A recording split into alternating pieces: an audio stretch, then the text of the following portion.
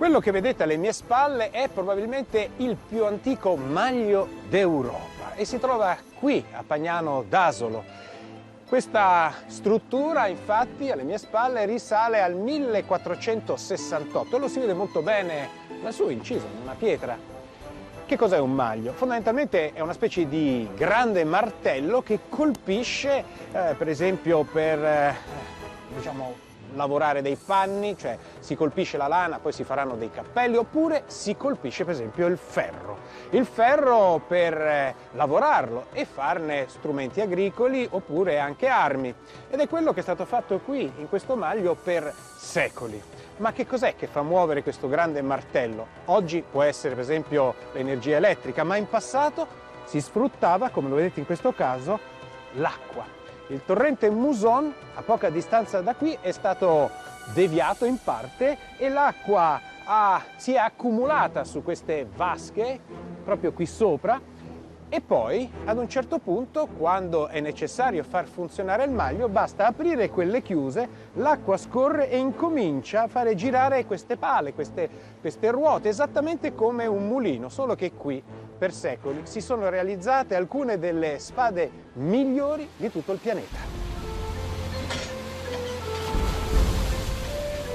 Allora immaginate di ritornare alla fine del Cinquecento, questa era l'atmosfera, un luogo dove si lavorava, eravate circondati da rumori molto forti, da odori, dal fuoco, dalle fiamme.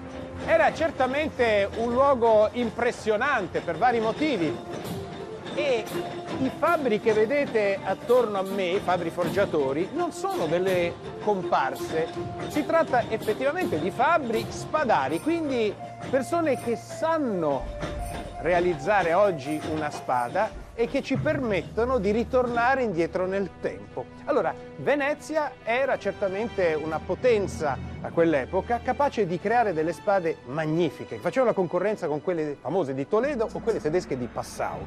E questo era uno dei luoghi high-tech per quell'epoca dove si forgiavano spade. Già, ma come si forgiava una spada? Tutto cominciava proprio da lì, da quell'angolo, dalla forgia, dalla fucina. Lì un panetto di acciaio, cioè ferro arricchito con carbonio, veniva portato, vedete, fino ad essere rovente e poi messo sotto un maglio. E il maglio sostituiva il lavoro dei fabbri. Una volta tutto questo veniva fatto con pesanti martelli, invece con un sistema meccanico particolare era possibile ribattere, rigirare e praticamente schiacciare questo lingotto rovente di acciaio. Si andava avanti parecchio in questo frastuono e poi bisognava spesso rimettere questo pezzo d'acciaio dentro il fuoco, dentro la forgia per ravvivarlo, e poi il rumore del maglio veniva sostituito da quello delle martellate, perché si andava di fino, si cominciava ad allungare questa forma che cominciava ad avere l'aspetto più familiare, quello di una spada, e poi ecco, la lavorazione andava avanti. In questo momento noi stiamo simbolicamente andando avanti nel tempo, si stava lavorando su una parte alla quale non si pensa mai, e cioè il codolo, lungo il quale verrà poi fatta scorrere, fissata, l'elsa. La spada ormai cominciava ad avere un aspetto familiare, naturalmente era il frutto di un continuo lavorare per fargli avere questo doppio tagliente, e poi a questo punto, dopo tanto tempo di lavorazione, arrivava chi doveva rendere questa spada un attimo speciale, ed era il tempratore. Ecco, vedete, in questo momento il tempratore sta verificando la forma, e poi questo è il momento che tutti noi abbiamo visto da qualche parte, in qualche film. Cosa succede? In quel momento preciso il carbonio che si trova nell'acciaio viene cementato in un certo senso, e quindi questo rende i taglienti duri, è fondamentale. E poi dopo il tempratore arrivava il mastro spadaro. Vedete, sta verificando la robustezza e l'elasticità della spada. È un momento molto delicato.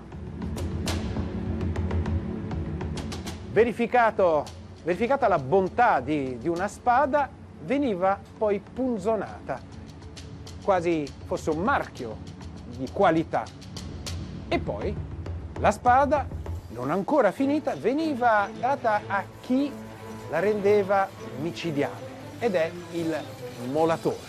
Il molatore che lavorava in questa posizione molto scomoda, è vero, ma in questo modo sfruttava il peso e poteva lavorare per molte ore sulla mola per rendere questa spada affilatissima su ambo i lati, e uno strumento micidiale di morte stava prendendo forma, ma non è ancora finita. C'era ancora un'altra competenza, per così dire, un altro esperto che arrivava a questo punto.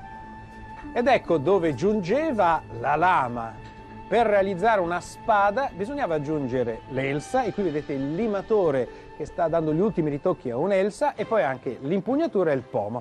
Quindi si tratta di operai specializzati. Dietro a una spada c'erano tantissime professionalità, conoscenze, abilità, tantissimi artigiani, e qui vedete come si infilava l'elsa, che doveva servire a proteggere la mano di chi usava la spada.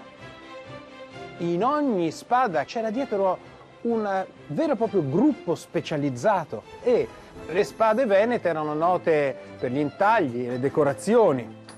A questo punto possiamo dire che tutto questo fa parte del passato, ma in realtà esistono ancora oggi, vedete, dei fabbri e dei forgiatori, limatori, eccetera, che realizzano spade da collezione magari per i gruppi storici.